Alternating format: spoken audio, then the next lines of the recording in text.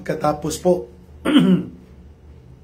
ng pasabog ni Senator Amy Marcos, ay nagbuelta atake po ang mga attack dogs ni Marcos. At ngayon, kasama pati ang kanyang anak na umaatake, itong itinuro ng kanyang tiyahin na si Amy Marcos, nang ituro niya na si Congressman Sandro Marcos ay lulong at involved din sa paggamit ng illegal na droga. Hardinero sa Sibugay, good morning. Hi to Abner, good morning. Extra push, yes. Thank you to Abner for your support and participation. Hardinero sa Sibugay, nandyan na, sino mga nandito? Susini R. Speed, good morning. Antayin natin pumasok yung ibang mga kasama sa YouTube channel at dito sa Facebook, no? Manuel Albero Makiling, thank you. Good morning ka Eric. Lina Sonic, ayan. Lino Reyes, oy Lino, kamusta? Kita tayo mamaya dyan sa EDSA 2 PM, nandyan po ako sa area ng EDSA Shrine. Elmer Langkian, Elmer Lancian, Arlene Matsumura, good day. Eva May Lindaan, and sino pa mga nandito? Maya-maya po, mga 3 minutes, simulan natin ang talakayan. Errol Kalayka Leru, Edgar Ardales, Kawarip, Joy Vistan, magandang umaga ka Eric. Ay, Esa Estrera, hello. Si Lacson Ubod ng Siraulo, sabi ni Lino. Un-Filipino daw ang sinabi ni Senator Amy. Ang un-Filipino, yung adik ka at magnanakaw, ipinipilit mong sarili mo na maging presidente. At un-Filipino din, yung mga nagtatanggol para sa'yo. Yun. Siguro hindi pa naimasmasan si Ping Lacson. Akala niya, madadala pa niya sa mga gulpi di gulat at mga palusot na estilo na pang-pulis na style ang mga diskarte niya, no? Sige nga, sagutin natin. Una, hindi po mapasusubalian.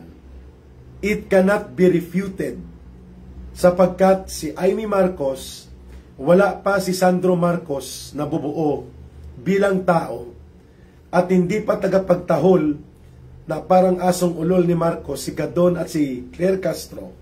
Kasama na ni Amy Marcos si Bongbong Marcos. At noon pa, sabi ni Amy Marcos kagabi, nag-aadiktos na si Bongbong Marcos Jr. Makinig ka, Sandro Marcos. Hindi ka pa ginagawang tao ng tatay mo at nanay mo. Alam na ni Senator Amy Marcos na si Bongbong Marcos na tatay mo ay adiktos. Sabi nga ng tiyahin mo kagabi, doon mismo sa Malacanang, pag nagpa-party si Ping Lacson, si Ping Lacson tuloy, pag nagpa-party si Bongbong Marcos at mga barkada niya, pagkatapos ng party, ang mga naiwan nilang basura at mga droga, ang nagliligpit, mga Presidential Security Battalion ni Marcos. At kitang-kita ito ni Amy Marcos. So paano yan pasisinungalingan ni Claire Asong Ulol Castro, ni Ping Sip-Sip Lacson, at ni Larry Bobo Gadon, at ni Sandro mukhang si Charis. Hindi mo maintindihan ng tsura, no? Parang si Charis na mas Charis na Charis pang mukha niya kay Charis. Itong si Sandro Marcos, mga kababayan, wala pa pong good news, Geraldine, eh. Matigas ang apog ni Marcos, kapalmoks at walang iya, no? Hindi nahihiya. Hindi kagaya ng ordinaryong mga Pilipino. Ngayon, puntahan po natin itong established credibility ni Amy Marcos. Wala pa yan sila Sandro Marcos, sila Lisa Araneta, itong mga sip-sip na sila Ping Lacson, at itong si Sandro Marcos, nagdudurog na si Bongbong Marcos Jr. Hindi pa problema po noon, direkta sa ating bansa, kung magdurog man siya sapagkat hindi pa siya presidente. Ang problema kung bakit binulgar ito ni Senator Amy Marcos dahil presidente na po si Bongbong Marcos Jr. At ang kasalanan na gustong bawiin o magbawi ni Senator Amy Marcos, hindi niya sinabi sa mga Duterte at sa mga sumuporta kay Marcos at sa buong sambayan ng Pilipino na adiktos ang kanyang kapatid. At hanggang sa kasalukuyan ay nag-a-addict. Iyon po ang dahilan kung bakit na-elect itong kolokoy at tarantado na si Bongbong Marcos Jr. Kaya kahit papano, bagamat may kasalanan sa pagtatakip at panlilinlang, si Senator Amy Marcos, lalo na nung panahon ng eleksyon 2022, bumabawi siya sa ngayon.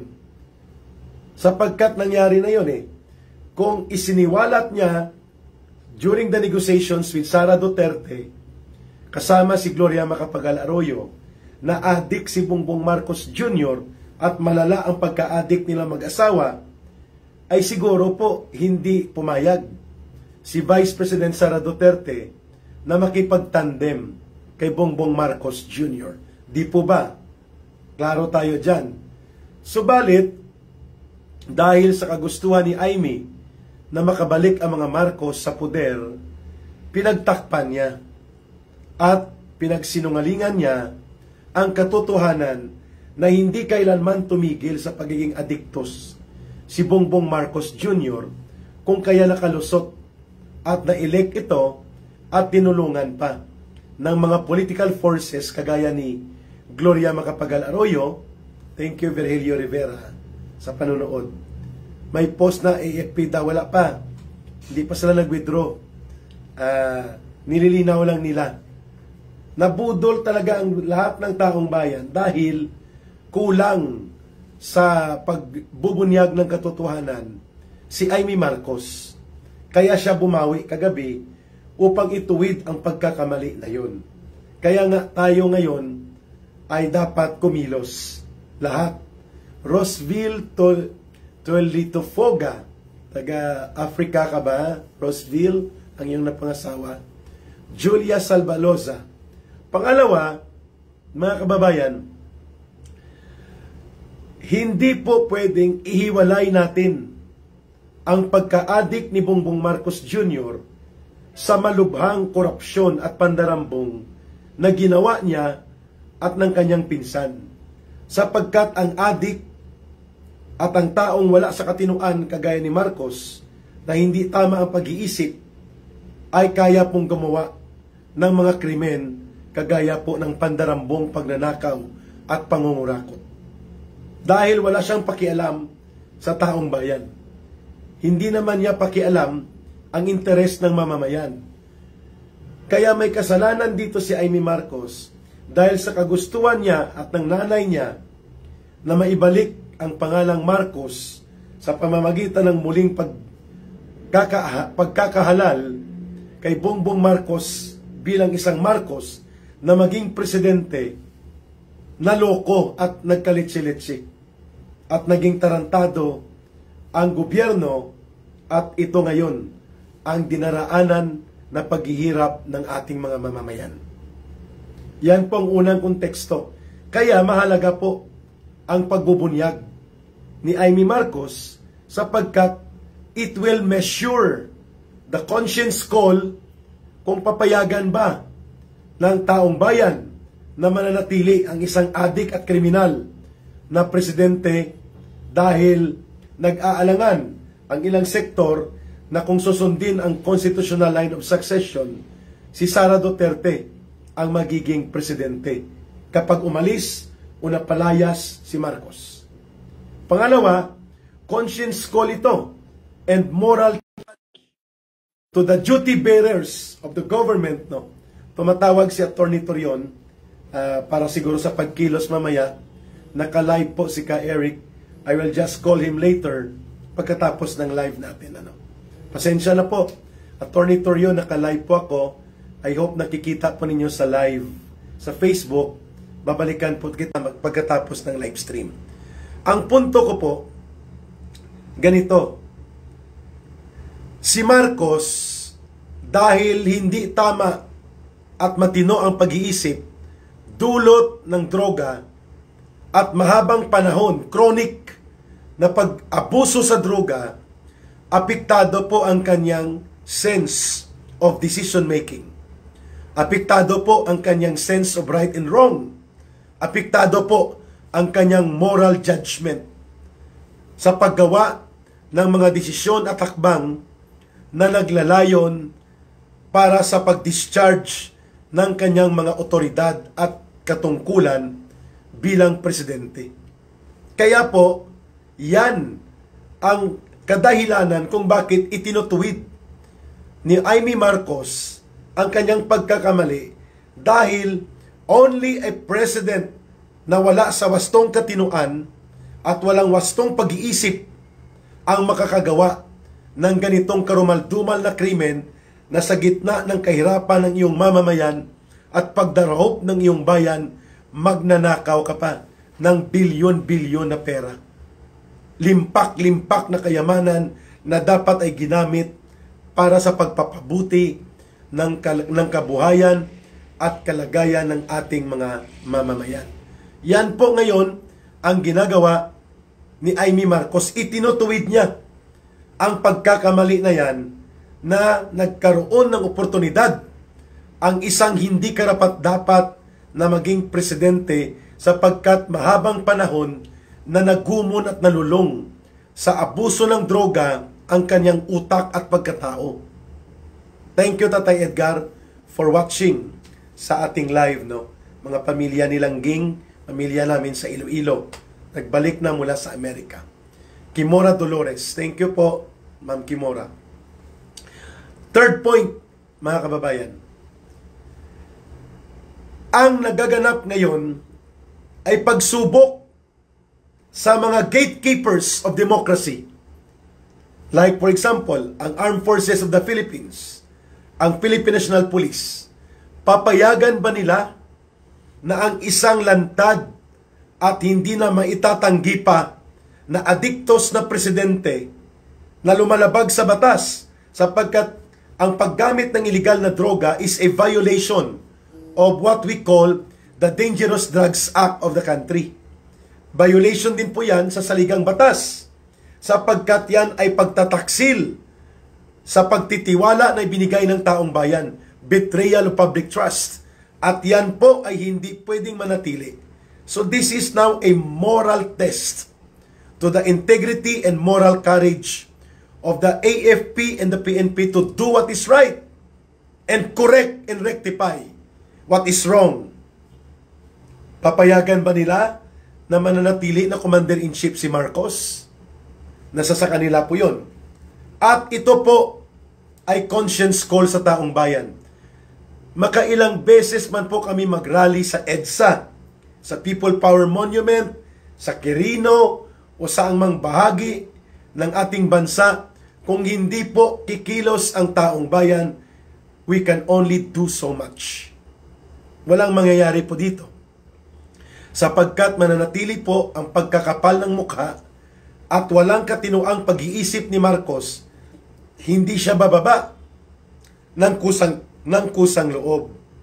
Hindi ko po sinisisi at hindi ko po pinapangunahan ang Iglesia ni Cristo, because they have their own leadership, they have their own organization, they have their own discipline and doctrines.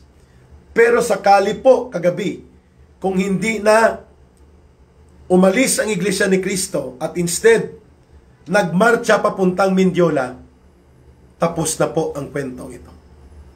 Kung inoccupy po ng 250,000 ng Iglesia ni Cristo ang papasok sa Mindiola at magkaroon ng stand-off sa lugar na yon, mapipilitan po ang AFP to withdraw support, and it will snowball and create a chain reaction of protest and condemnation that would have possibly pushed the Catholic Bishops' Conference of the Philippines to decide and stand with moral courage to side with the people.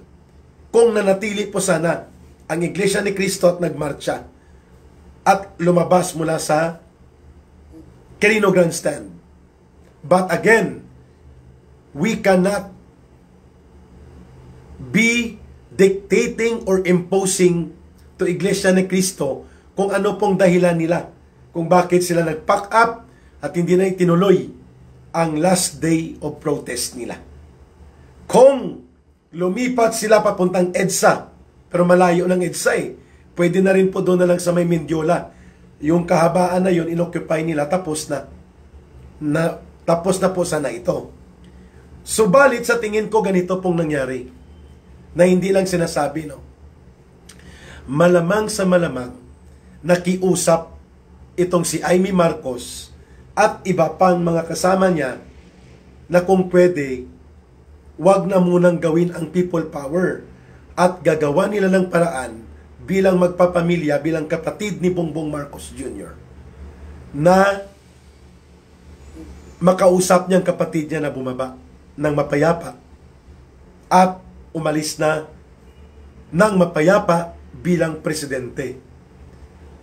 Hoping na hindi mauulit ang nakakahiya na paghatol ng mamamayan sa kanila na palalayasin sila exactly the way sa nangyari sa kanila noon sa panahon ng tatay nila, nang pinalayas at pinabagsak ang diktadura ng Marcos Sr.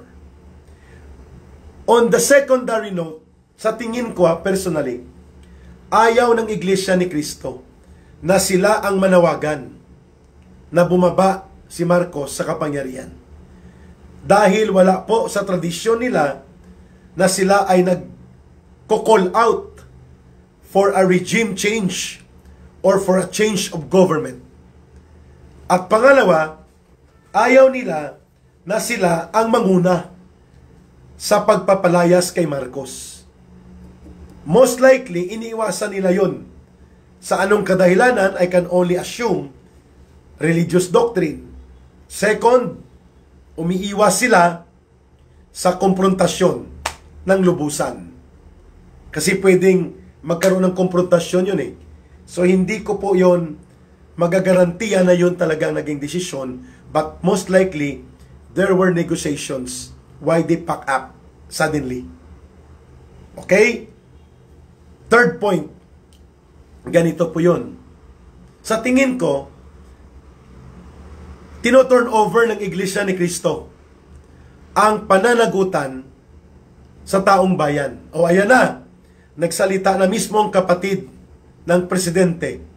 Ibinunyag niya ang kalubha at karumaldumal na krimen ng pagkakaroon ng isang adik na presidente na halos buong pamilya niya, asawa at mga anak niya, at ginamit na parang drug den ang Malacanang. Sa isip ng pamunuan ng Iglesia ni Cristo, ano na, sambayan ng Pilipino, ano ang gagawin nyo? Mananahimik kayo o kikilos kayo? Huwag kami ang asahan nyo. Gumawa kayo ng hakbang. I think that can be a possibility of a decision process na iniisip ng Iglesia ni Cristo. Let it be the Filipino people to be the judge. Kung gusto pa rin ba nila na manatili si Marcos in spite of the revelations of Saldico, in spite of all the testimonies na lumalantad, in spite of the revelations and bombshell expose na inilabas ni Amy Marcos. Ano na, taong bayan, malamang yun po ang tinitingnan ng Iglesia ni Cristo. What now, Filipino people? What now, Armed Forces of the Philippines? Diba? Pwedeng ganon Ginawa na namin ang aming makakaya. Ayan, nagsalita na si Amy Marcos. Kumilos na kami. Ano na, taong bayan? Iyon. Because the Iglesia ni Cristo cannot be the arbiter of power. They cannot be the ones who are going to control power for the country. They stood up for valid issues and they ran against sa mga taong bayan kung ano pong dapat gawin, mga kababayan.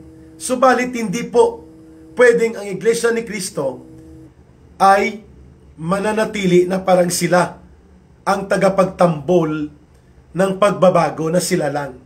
Ayon.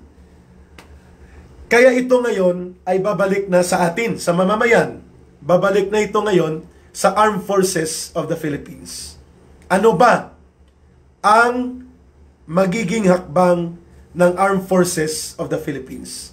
Ano ba ang magiging hakbang ng Sandatahang Lakas at ng Philippine National Police? Ayun. Yun pong sagot ko, no? Malamang nagdesisyon ang Iglesia ni Cristo on my assumption na tino-turn over nila sa Pilipino. Sa mamamayang Pilipino, kayo maghusga. Kayo ang gumalaw, kayo magdesisyon kung kayo ba ay kikilos. Sagutin ko na sa Tornitor. Naka-live po ako kaya 4 na beses tong tumatawag, no? I-wrap up ko lang. Ang unang argumento ni Claire Castro, desperado si Amy Marcos dahil sa political ambition or attention. Wrong. Ang desperado si Claire Castro kasi pag bumagsak at lumayas si Marcos, mawawalan siya ng trabaho. Mawawalan siya ng kanyang pinagkikitaan na almost kalahating milyon kada buwan. Ayaw niyang bitawan yun. At gustong-gusto niya nakatutok ang kamera araw-araw sa kanya. Yun ang pinanggagalingan ng hugot niya.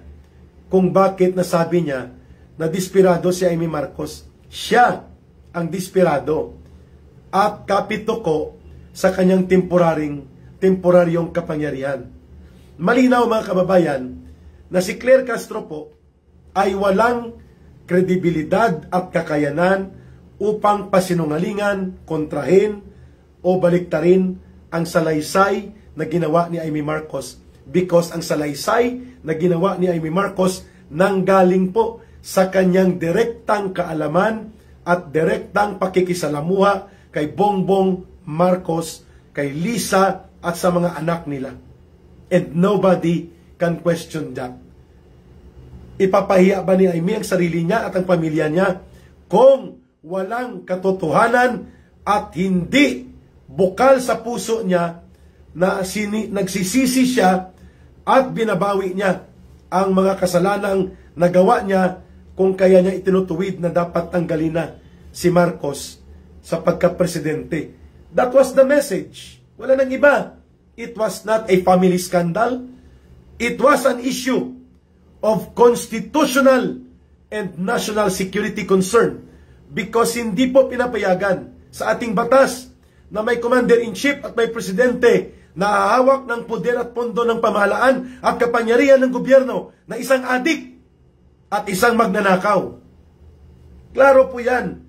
Kaya ito ay national issue, national security issue po ito, sapagkat under kay Marcos ang Armed Forces of the Philippines at ang Philippine National Police. Therefore, pwede niyang gamitin ito sa mga mali at baluktot na layunin, kagaya ng gusto niyang pumasok sa digma-digmaan at kulukoy na tapang-tapangan sa pagkikipagkiskisan sa China sa kanyang foreign policy. And that is a dangerous pattern na hindi tama ang pag-iisip niya. Exactly why it is an issue of national security.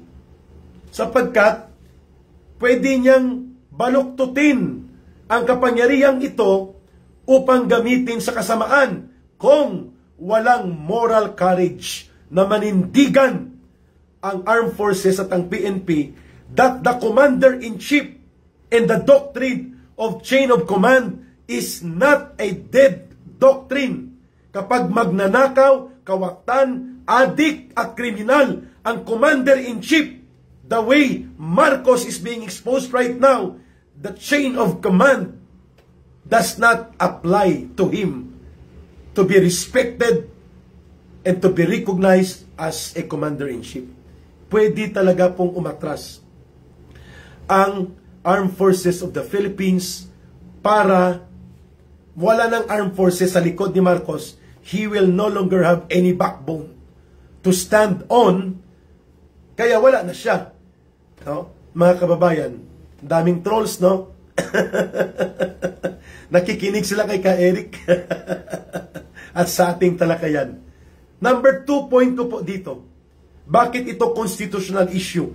Sapagkat ang lumalabag sa batas, ultimo janitor, ultimo vendor, ultimo manggagawa at ordinaryong tao, kapag gumamit ka ng droga at nagnakaw ka pa, ikaw ay kinukulong. Bakit hindi pwedeng gamitin ang batas na yan kay Marcos? Dahil presidente siya, mali. All the more that the law must be applied to Marcos when he commits crimes because he uses the powers and authority of the highest position of government, including the resources, para makagawa ng krimen. Kaya dapat siyang managot sa batas, higit kanino man sa sinumang ordinaryong mga Pilipino. Tama?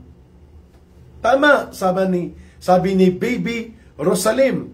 Bakit inuhuli, binabaybast at tinitira ng PDEA, ng pulis, ang mga ordinaryong drogista, samantalang exempted si Marcos? Wow! Okay lang kayo? That's the point. Bakit ito ay issue ng constitutional concern, sapagkat nagiging balasubas po ang ating saligang batas kung adik at kriminal ang nakaupo na presidente at hindi natin tinatanggal o hindi natin pinapalayas. Klaro? Loud and clear, sabi ni Elaine C.G. Okay, last point ni Ka-Eric po. Walang karapatan si Ping Lacson para sabihin na un-Filipino ang ginawa ni Amy Marcos. Ang pagbubulgar na ginawa ni Amy Marcos ay nararapat na ginawa ng isang tapat at tunay na Pilipino, hindi kagaya ni Ping Lacson na sip-sip na politiko at ang pinangangalagaan ay ang kanyang interes at hindi interes ng ating bayan. Di po ba? Kitang-kita naman ang lahat. Walang single centavo na lalabas sa pondo ng bayan na hindi inaaprobahan ni Marcos. Bakit si Saldico lang ituturo? Mahirap pangintindihin yan, Ping Lacson. Na ang pumipirma ng budget para maging batas at lumabas ang pondo at gamitin si Marcos. At itinuro siya ng lahat ng ebidensya na siya ang punong sindikato sa pagnanakaw. At nagagawa niya yan dahil adik. Sabi ng kanyang kapatid, wala sa wastong katinuan. So ang nagbubulgar pa ngayon ang un-Filipino, kolokoy, mag-resign ka Ping Lacson, nakakahiya ang pagkasipsip mo at pagkabulok na politiko. Mga kababayan, no? Dahil lamang sa poder at pabor na nakukuha nyo kay Marcos, nakakalimutan nyo na tawagin nyo si Amy na un-Filipino. Siya nga po ang nagbulgar at kinumpirma niya ang matagal nang pinaniniwalaan ng taong bayan na adikto si Marcos. What Amy Marcos did last night at Quirino Grandstand was only a confirmation. It was never new all along. Wala lang confirmatory declaration. Ngayon, mas kapanipaniwala ang paniniwala na mayroon ang taong bayan na si Marcos nag-aadik. Dahil kagabi, dinitalye ni Amy Marcos ang matagal at mahabang pagkakakalulong ni Bongbong at ng kanyang asawa at ng mga anak nila sa droga, and until now, ganun po ang ginagawa nila Marcos. So, mali pa si Amy. Siya pa ngayon ang dapat alipustahin. Wow! Okay ka lang, Ping Lacson? Okay ka lang, Larry Bobogadon? Sabi niya si Amy Marcos daw, hindi lang desperada, kundi ginagamit pa para wasakin at i-destabilize ang ating bansa. The real source of destabilization is because we have a criminal president presiding like a criminal syndicate in a government run by a drug addict. And that is the real cause of destabilization. Okay ka lang, Larry Bobogadon? Ang pagiging tarantado ni Marcos at wala sa katinuan at ang paglaganap ng pagnanakaw at pangungulimbat sa kaban ng bayan ang nagtutulak sa taong bayan na magreklamo, manindigan, magprotesta at hindi po yan ang destabilization, kundi ang uri ng pamamahala at pamumuno mayroon si Marcos na binibitbit niya papunta sa pagkalugmok ang ating bayan, pagkalugmok ng ekonomiya at paggapang ng buong sambayan ng Pilipino dulot ng kanyang ala sindikatong kriminal na uri ng pamumuno niya sa gobyernong ito. Yan ang source of destabilization. Ayos, mga kababayan? Kaya po, matter of time, ang pag-resign kahapon ni Lucas Bersamin bilang Executive Secretary, kasama ang pamangkin niyan si Adrian Bersamin, at pati po ang paglayas ni Amina Pangandaman sa Budget Department, yun po sana ay damage control ni Marcos para kunwari may ginagawa siyang semblance of reorganization, revamp, and reshuffle. Pero tinabunan ng bombshell expose ng kanyang kapatid. Ayan. Kaya, ito ngayon, hindi po nag-work ang ariglo ng kanilang mga estilo ng diskarte na pa-resign-resign, si Bersamin, pa-resign-resign, si Pangandaman, and then papalitan ni Boy Taxman na walang alam kundi puro panghataw ng buwis itong si Ralph Recto. Wala pong epekto lahat ng diskarte nila sapagkat tinabunan ng pagbumunyag ni Amy Marcos ng karumaldumal na uri ng gawaing kriminal ni Marcos. Aside from plunder and massive corruption, ang pagdudurog po niya. It is a fundamental issue of health. Mental health po ito. Hindi pwede na baliw, adik ang presidente sapagkat delikado ang ating bansa. That's the long and short of it. Why? Mahalaga ang naging pagpapahayag ni Senator Amy Marcos kahapon. Hindi na po muna ako magtatagal sa ating live stream. Mga 2 o'clock po may assembly area tayo, EDSA Shrine, dyan po sa tapat ng Robinson's Galleria, at magtitipon-tipon tayo dyan para magkaroon po ng patuloy na panawagan, conscience call to the nation. Let us help redeem our country. Let us put pressure to make Marcos resign peacefully and let the constitutional line of succession na ayon sa batas at sa saligang batas, yun po ang susundan natin ng mapayapa para walang gulo at hindi po malulugmok ang ating bayan at mananatili po ang matino na gobyerno. At mabango natin ang dangal ng ating bansa. 2 o'clock, EDSA Shrine, mag-noise barrage tayo at magkaroon ng patuloy na paninindigan. Let us always pray to God to bless and keep